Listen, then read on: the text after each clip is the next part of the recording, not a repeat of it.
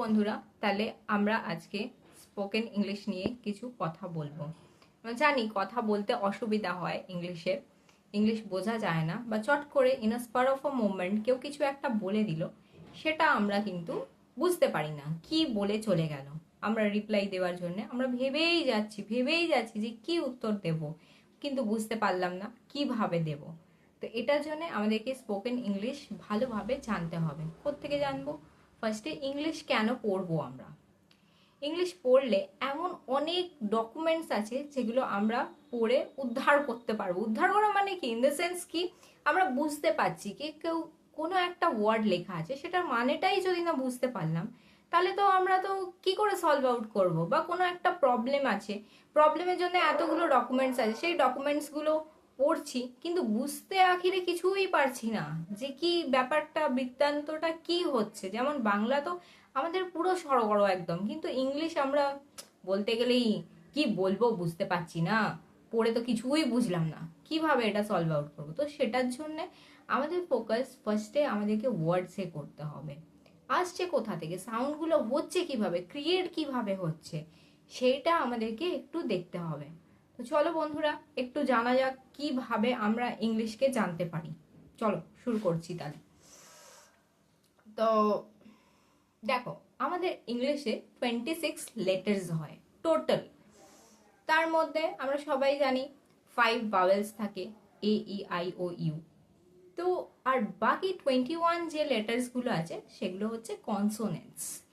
AEIOU বলতে গেলে কিন্তু দেখো আমাদের লিপ কিন্তু জুড়ছে না, আমাদের বেশি এফর্ট দিতে কিন্তু হচ্ছে না। কিন্তু যখন আমরা কনসোনেন্ট বলবো, BCDGKM, এগুলো কিন্তু আমাদের লিপস জুড়ছে।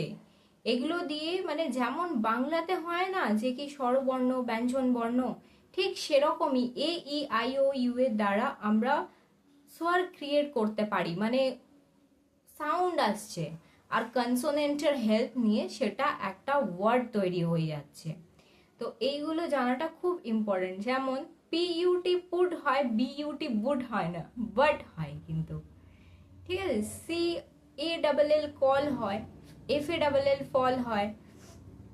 তো এই এই টাইপের ডিফারেন্ট উচ্চারণ হয়। তো এইভাবে আমরা এগোতে পারি। যেমন ধরো আমরা ঘরে অনেক জিনিসপত্র দেখতে পাই, যেগুলো হচ্ছে এরকম, ধরো পর্দাকে কি বলবো, কার্টেন্স।